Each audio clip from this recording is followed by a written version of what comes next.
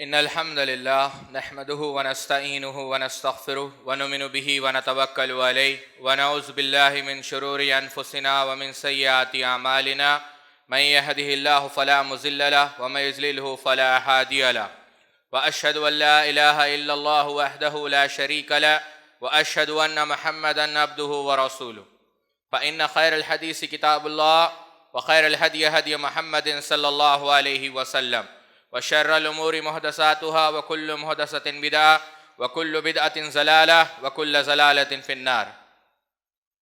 قال الله تبارك وتعالى في القرآن المجيد والفرقان الحميد بعد أن أقول أعوذ بالله السميع العليم من الشيطان الرجيم من همزه ونفخه ونفثه. يا أيها الناس اتقوا ربكم الذي خلقكم من نفس واحدة وخلق منها زوجها وبث منهما رجالا كثيرا ونساء واتقوا الله الذي تساءلون به والأرحام إن الله كان عليكم رقيبا. يا أيها الذين آمنوا اتقوا الله حق تقاته ولا تموتن إلا وأنتم مسلمون. يا أيها الذين آمنوا اتقوا الله وقولوا قولا سديدا يصلح لكم أعمالكم ويغفر لكم ذنوبكم ومن يطع الله ورسوله فقد فاز فوزا عظيما. الحمد لله خالق الوجود من العدم الذي علم بالقلم علم الإنسان ما لم يعلم. الحمد لله أحد بحد الصمد لم يلد ولم يولد ولم يكن له كفوا أحد. الحمد لله الذي خلق السماوات والأرض وما بينهما في 6 أيام ثم استوى على العرش.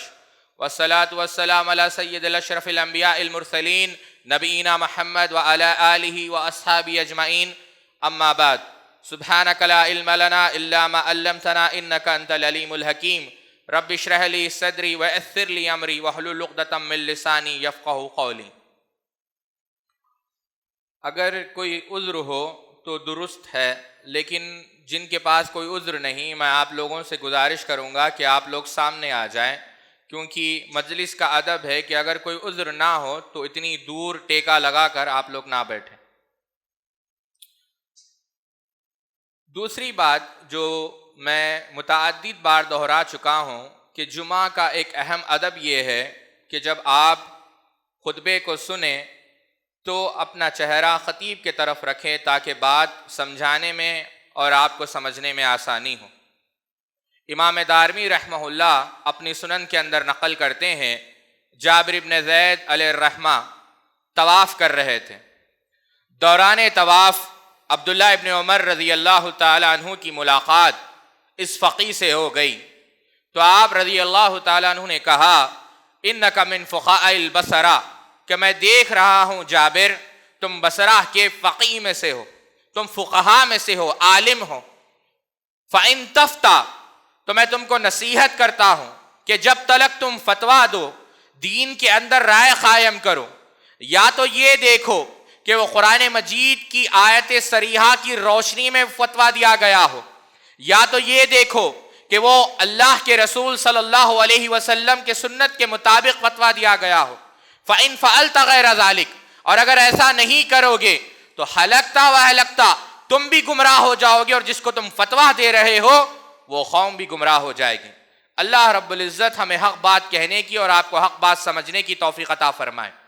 رمضان کا ایک گہرا تعلق آپ جانتے ہیں قرآن مجید سے ہے، اور امام احمد رحمہ اللہ اپنی مسند کے اندر نقل کرتے ہیں سیدنا واصلہ ابن اسقا سے، آسمانی کتب بنیادی طور پر چاہے وہ تورات ہو، زبور ہو، انجیل ہو، قرآن ہو، صحف ابراہیم ہو، یہ تمام کتابیں اللہ رب العزت نے رمضان کے اندر نازل کی ہیں. اب سوال یہاں پر یہ پیدا ہوتا ہے کہ کیا وجہ ہے تمام آسمانی کتب کو رمضان کے اندر نازل کیا گیا؟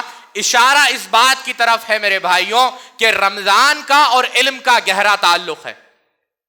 رمضان کا اور فقہ کا، تفقہ کا، فہم کا، تدبر کا بہت گہرا تعلق ہے. انسان علم اسی وقت حاصل کر سکتا ہے، لا یطلب العلم برہۃ الجسم، جیسا امام مسلم رحمہ اللہ اپنے مقدمے کے اندر نقل کرتے ہیں کہ انسان اس وقت تک علم حاصل نہیں کر سکتا جب تک کہ وہ جسمانی تکلیفوں سے نہ گزرے. اور رمضان کے اندر اللہ رب العزت نے ان تمام علوم کو نازل کیے، اس کا بنیادی مقصد یہ ہے کہ رمضان کے مختلف مقاصد میں سے، مختلف عزائم میں سے یہ ایک سبق انسان کو لینا ہے، اور خصوصاً مسلمانوں کو لینا ہے کہ ہم علم سے اپنا رابطہ قائم کریں۔ اور علی وجیہ البصیرت مقدمے میں ہی یہ بات میں آپ لوگوں کو کہنا چاہوں گا، بغیر کسی خوف اور تردد کے، علم صرف سینے پر ہاتھ باندھنا یا رفع دین کرنا یا تعداد تراویح کا نام نہیں۔ علم بنیادی طور پر اللہ رب العزت کی معرفت حاصل کرنے کا نام ہے۔ انسان جب اللہ رب العزت کی معرفت حاصل کرتا ہے، من عرف اللہ لا یعصیہ، اس کے اندر گناہ کی جرت زائل ہو جاتی ہے، ختم ہو جاتی ہے، وہ اللہ کے خلاف بغاوت کرنے کی کوشش نہیں کرتا۔ امام قاسم رحمہ اللہ اور متعدد علماء نے اپنی کتابوں کے اندر مثال کے طور پر متعدد اہل علم نے عقائد کے اوپر کتابیں تصنیف کی ہے، چاہے وہ ابن بندہ ہو، امام لالکائی ہو، امام ابن بطہ ہو، متعدد اہل علم نے۔ لیکن اگر آپ ابن الوزیر کی کتاب اٹھا کر دیکھیں، مثال کے طور پر ایک کتاب کا میں آپ کو حوالہ دیتا ہوں تاکہ بات آپ کو سمجھنے میں آسانی ہو جائے، کتاب الحجہ فی بیان المحجہ فی شرح توحید و مذہب اہل السنہ۔ آپ اٹھا کر دیکھیں تمام فرق کی جو انحرافات امت کے اندر وجود میں آئی ہے، مثال کے طور پر قدریہ کو آپ اٹھا کر دیکھیں، اللہ رب العزت کے افعال کے معاملے میں انہوں نے دھوکہ کھایا، نتیجہ انہوں نے تقدیر کا انکار کر دیا۔ مشبہہ کو دیکھیں، اللہ رب العزت کی ذات کا انہوں نے انکار کر دیا، اللہ رب العزت کے ذات کے اندر تجسیم کا وہ شکار ہوئے، وہ گمراہ ہو گئے۔ جہمیہ کو آپ دیکھ لیں، اللہ رب العزت کے اسماء و صفات کا انہوں نے انکار کر دیا، وہ گمراہ ہو گئے۔ قرآن مجید کے متعلق معتزلہ نے یہ عقیدہ اپنایا کہ قرآن اللہ کا کلام نہیں مخلوق ہے، تو وہ گمراہ ہو گئے۔ روافظ کو آپ دیکھ لیں، امامت کے مسئلے کو لے کر وہ گمراہ ہو گئے۔ بتانا مقصد یہ ہے کہ امت کے اندر جب تلک فساد آیا ہے، اس فساد کی بنیادی وجہ یہی رہی ہے کہ وہ علم نافع سے دور رہے ہیں۔ اللہ اکبر۔ امام مالک کی قبر پر اللہ کروڑوں رحمتیں فرمائے۔ امام مالک اور محمد ابن سیرین دونوں فرماتے ہیں کہ خوارج عبادت کی طرف دوڑے، اور نتیجہ یہ نکلا جب انہوں نے علماء سے دوری اختیار کی، اللہ رب العزت نے ان کو فتنے میں مبتلا کر دیا، اور کس طریقے سے وہ فتنے میں مبتلا ہو گئے۔ امام ابن کثیر رحمہ اللہ البدایہ والنہایہ کے اندر نقل کرتے ہیں کہ ایک بار عبداللہ ابن خباب رضی اللہ تعالیٰ عنہ اور ان کے شریک حیات سفر کر رہے ہیں۔ عبداللہ ابن خباب کو قتل کر دیا محض اس وجہ سے کہ عبداللہ ابن خباب رضی اللہ تعالیٰ عنہ وہ کس کی فکر پر تھے؟ صحابہ کی فکر پر تھے، حتیٰ کہ جو ان کی شریک حیات حمل سے تھی ان کو بھی خوارج نے قتل کر دیا۔ غور سے سمجھے میری بات۔ اور جب قتل کر رہے تھے اچانک تلوار خنزیر کو لگ گئی، اور جب خنزیر کو لگی تو خوارج کا سردار پوچھنے لگا کہ خنزیر کو میں نے نادانستہ طور پر قتل کر دیا، اب اس کا کفارہ کیا ہے؟ آپ دیکھیں گمراہی کا عالم دیکھیں کہ صحابی کی حرمت کا، ایک عورت کے پیٹ کو پھاڑ دیا، اس کا کوئی اندیشہ نہیں، لیکن خنزیر کی حرمت کا اندیشہ ہے۔ کیوں؟ کیونکہ وہ منہج سے ہٹ چکے تھے۔ انسان جب بغیر علم کے دین پر گامزن ہونے کی کوشش کرتا ہے تو اتنا تشدد اور معاشرے کے لیے ایک مہلک بیماری سے کمتر وہ نہیں ہوتا۔ انسان کو چاہیے کہ بنیادی طور پر عقیدے کی وہ معرفت حاصل کرے، اور اللہ رب العزت کے دین کو وہ کما حقہ سمجھنے کی کوشش کرے۔ فَعَلَمْ أَنَّهُ لَا إِلَهَ إِلَّا اللَّهُ وَاسْتَغْفِرْ لِذَنبِكَ۔ اللہ رب العزت نے جو حکم انسان کو دیا ہے وہ یہ دیا ہے کہ وہ اللہ کی معرفت حاصل کرے۔ وَعِنْدَهُ مَفَاتِحُ الْغَيْبِ لَا يَعْلَمُ إِلَّا هُوَ وَيَعْلَمُ مَا فِي الْبَرِّ وَالْبَحْرِ وَمَا تَسْقُطُ مِنْ وَرَقَةٍ إِلَّا يَعْلَمُهَا وَلَا حَبَّةٍ فِي ظُلُمَاتِ الْأَرْضِ وَلَا رَطْبٍ وَلَا يَابِسٍ إِلَّا فِي كِتَابٍ مُبِينٍ، کہ رات کی تاریکی کے اندر، خشکی کے اندر، تری کے اندر، سمندر کے اندر، زمین کے اندر جو کچھ بھی ہے ہم جانتے ہیں۔ اللہ رب العزت کما حقہ ہر چیز کو جیسا اس کے شان کے لائق ہے دیکھ رہا ہے۔ سواء منکم من اسر القول ومن جہر به ومن هو مستخف باللیل وسارب بالنہار۔ اللہ رب العزت چاہے تم پہاڑ کی چوٹی پر ہو، پہاڑ کے نچلے تر حصے پر ہو، برابر اللہ رب العزت تمہاری آواز کو سن رہا ہے. الم یعلموا، یہ بات کو جان لو، اللہ رب العزت لطیف الخبیر، ہر چیز کا علم رکھنے والا ہے. انسان جب اللہ رب العزت کے اسماء پر، اللہ رب العزت کے صفات پر ایمان لاتا ہے، اس کی معرفت حاصل کرتا ہے، تو اس کو یہ بات زیبا نہیں دیتی کہ وہ گناہ کرے. بدقسمتی سے مسلمان آج توحید کا علم حاصل نہیں کرتے. بعض گمراہ کن نظریات آ چکے ہیں. آج ہر کوئی سیاسی مسائل کے متعلق گفتگو کرنے کا حقدار سمجھتا ہے، یا یہ سمجھتا ہے کہ مسلمانوں کے زوال کا بنیادی سبب یا بنیادی جو عذر ہے وہ یہ ہے کہ وہ سیاست کے میدان میں پیچھے ہیں. کوئی کہتا ہے کہ خدمت خلق کے میدان میں پیچھے ہے، کوئی کہتا ہے کہ اولیاء کی تعظیم میں پیچھے ہے. بالکل بھی نہیں. آپ تاریخ اٹھا کر دیکھیں، ابن قدامہ رحمہ اللہ یا اس کے علاوہ ابن خلدون کی تاریخ اٹھا کر آپ دیکھیں، امام ابن کثیر کی البدایہ والنہایہ اٹھا کر دیکھیں، علامہ قاسم کی تاریخ فرشتہ اٹھا کر دیکھیں. ایک وقت پر بغداد ایک ایسی سلطنت جہاں پر لوگ رات میں جب سوتے تھے تو رات کے اندر ان کے راستوں پر روشنیاں لگائی جاتی تھی. ابھی چند سال پہلے یہ سلسلہ شروع ہوا ہے، لیکن آج سے 1000 سال پہلے جب پوری کائنات اندھیرے میں سویا کرتی تھی، اس وقت بغداد، اس وقت اندلس، یہ سلطنت یہ تاریکی میں نہیں سویا کرتی تھی. اپنے محلوں کو، اپنے راستوں کو، اپنے طریقات کو وہ روشن کر کر سویا کرتی تھی. لیکن آپ اٹھا کر دیکھیں کیا وجہ ہے کہ یہ لوگ زوال کا شکار ہو گئے. وجہ یہ ہے، ڈاکٹر ابو الحسن اپنے محاضرے میں نقل کرتے ہیں، وجہ یہ ہے کہ انہوں نے اسماء و صفات کا انکار کر دیا، توحید کے اندر انحرافات کے شکار ہو گئے. مغلیہ سلطنت اتنی بڑی سلطنت کہ تاریخ اس کی نظیر پیش کرنے سے عاجز ہے، کوئی معمولی سلطنت نہیں. آج بھی اس کی شہکاریں آپ کو دلی کے اندر دیکھنے کو ملتی ہے. لیکن جب اس بدبخت نے دین الہی کے نام سے جب یہ مذہب کا عروج پیش کیا، اس وقت اہل علم نے ان کی مخالفت کی. توحید کے اندر جب تلک انحراف آیا ہے، اللہ رب العزت نے اس قوم کو پس پش ڈال دیا. ترقی و تدلی توحید کے بلبوتے پر ہوتی ہے، اور اس توحید کو سمجھنے کے لیے بنیادی طور پر انسان کو چاہیے کہ وہ علم حاصل کرے. اللہ رب العزت نے قرآن مجید کے اندر سورہ مائدہ کے اندر ارشاد فرمایا، یسألونک ماذا احل لهم قل احل لكم من الطیبات وما علمتم من الجوارح مکلبین تعلمونہن مما علمکم اللہ فکولوا مما امسکنا علیکم واذکروا اسم اللہ واتقوا اللہ ان اللہ سریع الحساب. کہ اے محمد صلی اللہ علیہ وسلم، یہ پوچھتے ہیں آپ سے کہ حلال چیزیں کیا ہے. ان سے کہو کہ حلال چیزیں کیا ہے، جو پاک چیزیں ہیں اللہ رب العزت نے ان کو تمہارے لیے حلال کیا. اللہ اکبر. آپ غور کریں. اس کے بعد اللہ رب العزت نے کہا، اور یہ جو کتا جو یہ اللہ کا نام لے کر چھوڑتے ہیں شکار کے لیے، اس کا شکار بھی ان لوگوں کے لیے حلال ہے. علامہ ابن قیم رحمت اللہ علیہ کہتے ہیں کہ یہ وہ کتا ہے جو اگر رکاب میں یا برتن میں اذا ولغ القلب فی اناء احدکم، کہ اگر وہ رکاب میں زبان ڈال دے فغسلہ 7 مرات، اس برتن کو 7 دفعہ دھونا پڑتا ہے. ایسا کتا فنقصہ من اجرہ قراطان، اگر اس کو گھر میں بغیر عذر کے رکھ دیا جائے تو ہر روز 2 احد پہاڑ کے نیکیوں کے برابر اس کے نام اعمال سے وہ نیکیاں مٹائی دی جاتی ہیں. لیکن جب وہ شکار کر رہا ہے، غور سے سمجھے میری بات کو، جب وہ شکار کر رہا ہے تو اس کی زبان بھی لگ رہی ہے، دانت بھی لگ رہا ہے، لیکن اللہ رب العزت نے اس کے شکار کو حلال قرار دیا. کیوں؟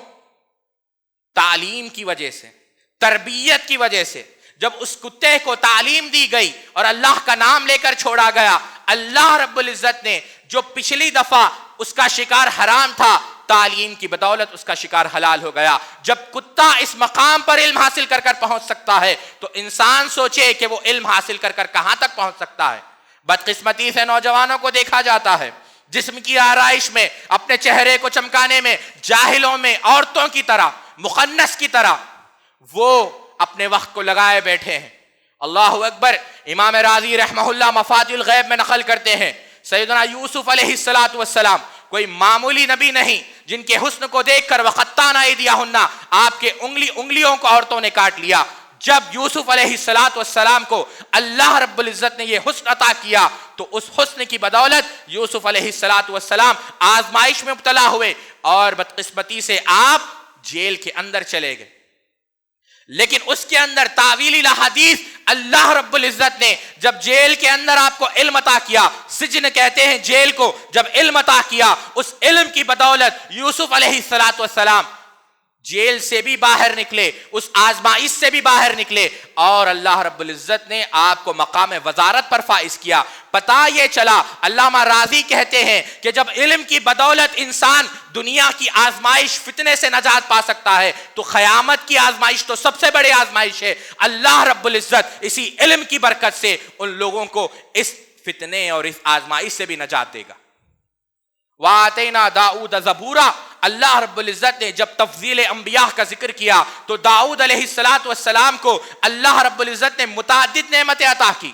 یہ وہ داؤد علیہ السلام ہے جب زبور کی تلاوت کرتے، پرواز کرنے والے یہ پرندے ٹھہر جاتے تاکہ داؤد کی آواز کو سنے، یہ جو پہاڑے ہیں لرز جاتے تاکہ داؤد کی آواز کو سنے، یہ جو پانی ہے جو سمندر میں بہ رہا ہے ٹھہر جاتا تاکہ داؤد کی آواز کو سنے۔ یہ وہ داؤد ہے جس کو اللہ رب العزت نے متعدد بیٹوں سے نوازا، یہ وہ داؤد ہے جس کو اللہ رب العزت نے خلافت سے، سلطنت سے نوازا، یہ وہ داؤد ہے جس کو اللہ رب العزت نے دنیا کی ہر نعمت سے نوازا۔ لیکن اللہ رب العزت نے جب نعمتوں کا ذکر کا انتخاب کیا تو صرف ایک نعمت کا ذکر کیا، اور وہ نعمت علم کی نعمت ہے کہ ہم نے داؤد کو علم عطا کیا۔ بتانا مقصد یہ ہے، علامہ راضی صاحب کی تفسیر میں لکھتے ہیں کہ اللہ رب العزت مخلوق کو بتانا یہ چاہتا ہے کہ کائنات کے اندر چاہے کتنی نعمتیں کیوں نہ ہو، سب سے بڑھ کر اگر کوئی نعمت ہم کسی بندے کو عطا کر سکتے ہیں تو وہ نعمت علم ہے۔ بتانا مقصد یہ ہے، انسان کو چاہیے اور خصوصاً مسلمان کو چاہیے کہ رمضان کے اندر یہ عزم کرے کہ ہم جہالت سے دور ہو جائے۔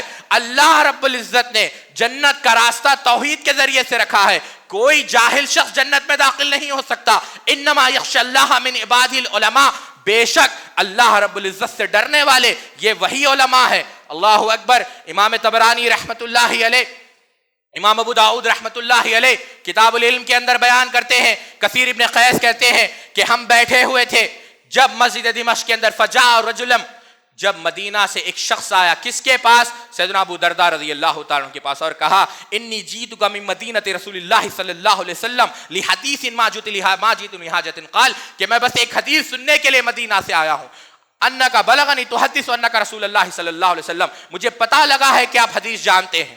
تو اس وقت سیدنا ابو درداء نے کہا فإنی سمعت رسول اللہ صلی اللہ علیہ وسلم یقول من سلک طریقا یطلب فیہ علما سلک اللہ بہ طریقا من طرق الجنہ، جب انسان جنت کے راستے، انسان جب طلب علم کے لیے نکلتا ہے، اور یہ وہی علم ہے۔ آپ جانتے ہیں، بار بار آپ لوگوں نے سنا ہوگا اقرأ باسم ربک الذی خلق، خلق الانسان من علق، اقرأ وربک الاکرم، پڑھو اس رب کے نام سے جس نے تم کو عزت دینے والا ہے، کرم والا ہے۔ پتہ یہ چلا کہ عزت اللہ رب العزت نے علم کے اندر رکھی ہے۔ اللہ اکبر۔ بات سے بات دور چلے جائے گی، امام یحییٰ ابن معین رحمت اللہ علیہ، کون نہیں جانتا، جرح و تعدیل کے امام ہیں۔ آپ علم حاصل کرنے کے لیے بغداد سے نکلے، جب آپ مدینہ پہنچتے ہیں، اللہ اکبر، آپ دیکھیں کہ اللہ رب العزت نے کس مقام پر ان لوگوں کو فائز کیا۔ مدینہ کے اندر یحییٰ ابن معین رحمت اللہ علیہ کا انتقال ہوتا ہے۔ مدینہ کے اندر جب انتقال ہوتا ہے، کوئی قصہ کہانی نہیں سنا رہا ہوں، امام ذہبی رحمت اللہ علیہ تذکرۃ الحفاظ کے اندر نقل کرتے ہیں، جب انتقال ہوتا ہے تو بنو ہاشم یہ فیصلہ کرتے ہیں کہ یہ کوئی معمولی عالم نہیں، یہ وہ عالم ہے جس نے زندگی بھر اللہ کے رسول صلی اللہ علیہ وسلم کی حدیث کا دفاع کیا ہے، صحیح اور ضعیف کو چھاٹا ہے، اپنی زندگی پوری علم کے لیے وقف کر دی ہے۔ ہم یہ فیصلہ کرتے ہیں کہ اس کو غسل تو دیا جائے گا، لیکن اس تختے پر غسل دیا جائے گا جس تختے پر ایک دفعہ امام الانبیاء اللہ کے رسول صلی اللہ علیہ وسلم کو غسل دیا گیا تھا۔ محمد ابن سیرین رحمت اللہ علیہ انتقال ہوتا ہے، تو جب غسل کی باری آئی، ہماری قسمت کیا ہے کہ پانی سے غسل دیا جا رہا ہے، عطر لگایا جا رہا ہے۔ محمد ابن سیرین رحمت اللہ علیہ کا انتقال ہوا، ابو ایوب السختیانی رحمہ اللہ کا انتقال ہوا۔ آپ قسمت تو دیکھیں، جب ان کو عطر لگانے کی باری آئی، ان کو عطر نہیں لگایا گیا، ان کو وہ پسینہ لگایا گیا جو اللہ کے رسول کے جسم مبارک سے نکلا کرتا تھا۔ علم کی بدولت اور زندگی علم کے لیے وقف کرنا یہ نعمت ہے۔ آج تو کافی ساری آسانیاں ہیں، لیکن آپ تاریخ اٹھا کر دیکھیں، انسان تصور نہیں کر سکتا اہل علم ان تکالیف سے گزرے۔ کتاب المبسوط بڑی معروف کتاب ہے فقہ کی۔ 30 سال امام سرخسی رحمہ اللہ کو جیل ایک کنویں کے اندر بند کر دیا گیا۔ کنویں کے اندر طلبہ کنویں کے اوپر آتے تھے، 30 سال کنویں کے اندر رہتے ہوئے امام سرخسی رحمہ اللہ نے 30 جلدوں پر مبنی کتاب لکھی، املا کروائی. اور آج عالم کیا ہے، کیسے سفر کیا کرتے تھے لوگ. امام کسانی رحمہ اللہ بدائع الصنائع میں نقل کرتے ہیں، سیدنا عمر رضی اللہ تعالیٰ عنہ بیٹھے ہوئے ہیں مسجد نبوی کے اندر، ایک شخص آتا ہے تو سیدنا عمر کہتے ہیں یا ابن عبداللہ ما اقدمکا، کہ کیا وجہ ہے، کہاں سے آئے ہو؟ تو وہ شخص کہتا ہے امیر المؤمنین میں شام سے آیا ہوں مسجد نبوی کو تنہا اکیلا. تو پوچھا کہ وجہ کیا ہے؟ کہا اے امیر المؤمنین، اے عمر ابن خطاب رضی اللہ تعالیٰ لتعلم التشہد، کہ میں آیا ہوں اس وجہ سے کہ تشہد سیکھ لوں صحیح طریقے سے. فبکا عمر ابن المؤمنین، عمر ابن خطاب رضی اللہ تعالیٰ سیدنا عمر ابن خطاب رونے لگے اور کہا واللہ انی لارجو من اللہ اللہ یعذبک احدا، اللہ کی قسم میں اللہ سے امید کرتا ہوں کہ اللہ رب العزت کبھی تمہیں عذاب نہیں دے گا. کیوں؟ تم علم حاصل کرنے کے لیے یہاں تک آئے ہو. بات سے بات چلی آئی. اس واقعے کو نقل کرنے والے امام کسانی ہیں جس نے بدائع الصنائع میں یہ بات نقل کی. آپ جان کر تعجب کریں گے، علامہ سمرقندی رحمہ اللہ نے کتاب لکھی تحفۃ الفقہاء. سمرقند کے بہت بڑے عالم ہیں. آپ دیکھیں کہ مسلمانوں کے پاس علم کا، اہل علم کا کیا مقام تھا، اور آج بدقسمتی کیا ہے.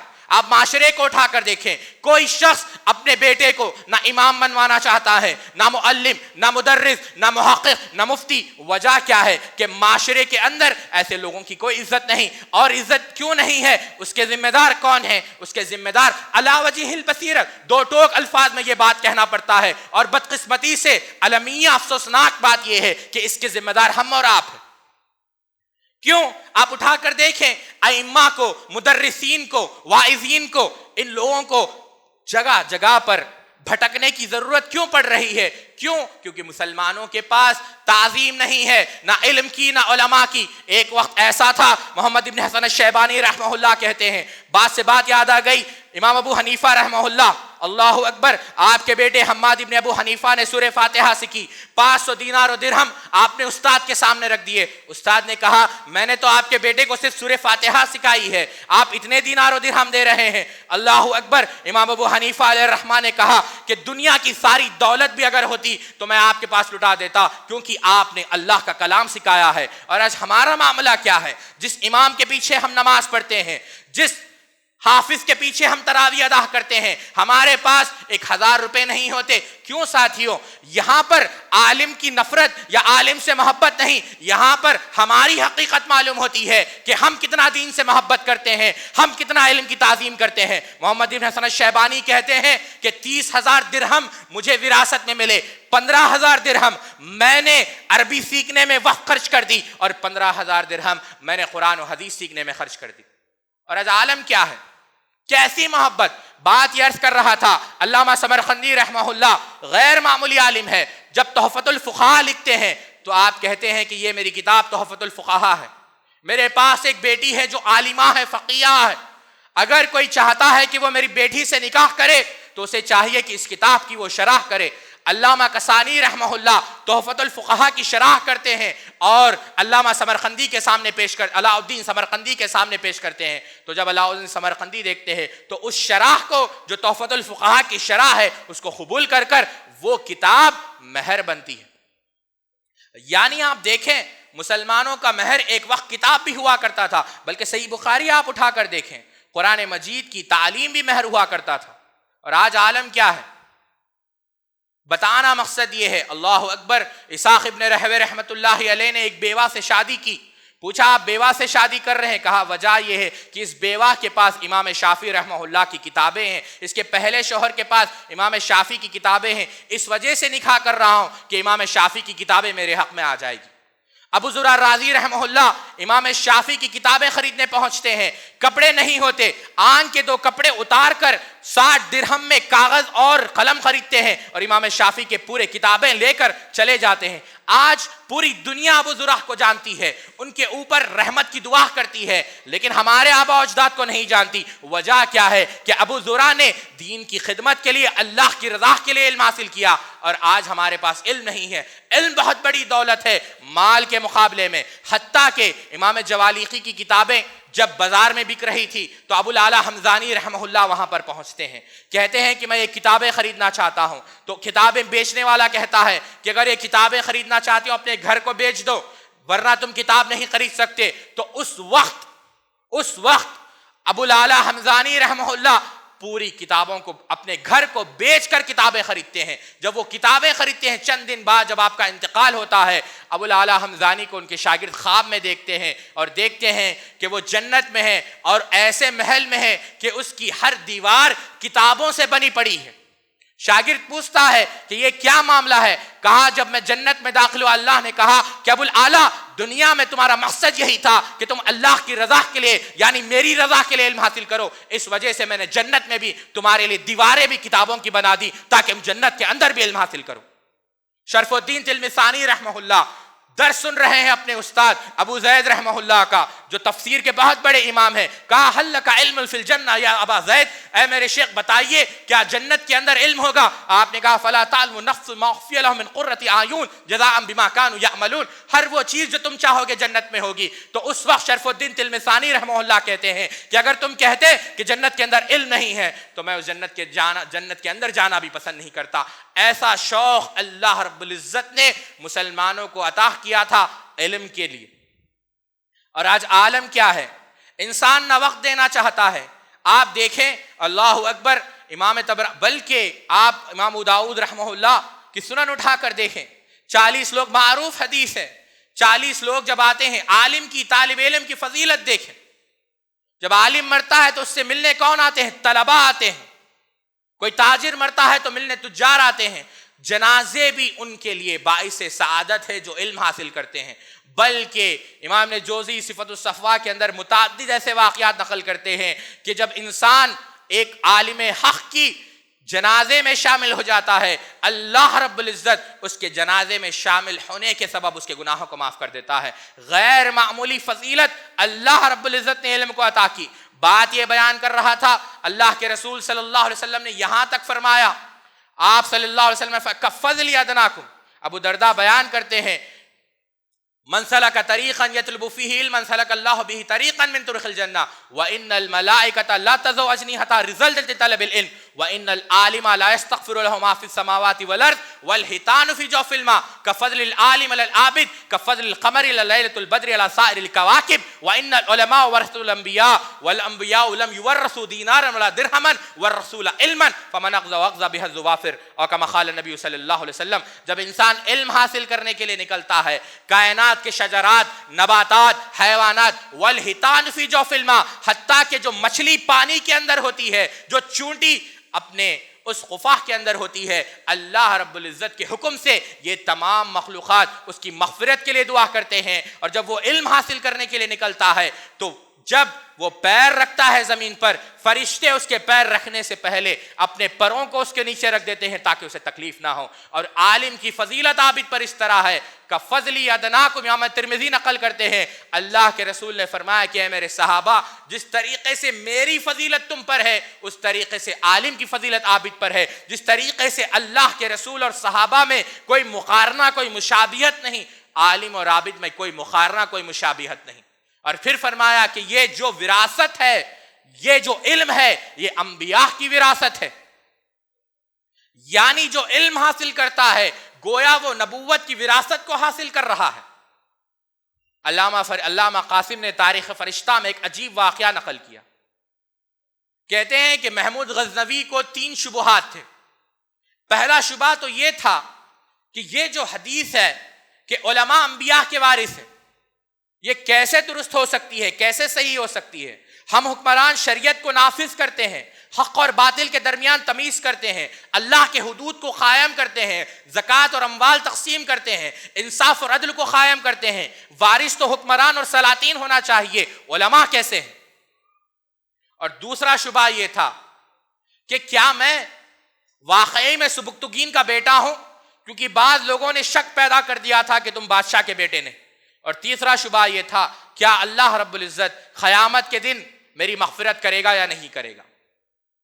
رات میں وہ اپنے ہمراہ کے ساتھ سفر کر رہا تھا، دیکھا کہ کوئی طالب علم کتاب پڑھ رہا ہے لیکن روشنی کی دقت ہو رہی ہے، پڑھنے میں تکلیف ہو رہی ہے. محمود غزنوی نے اپنے ہمراہ سے کہا جاؤ یہ مشل، یہ شاہی مشل اس کو دے دو تاکہ وہ مطالعہ کر سکے، علم حاصل کر سکے.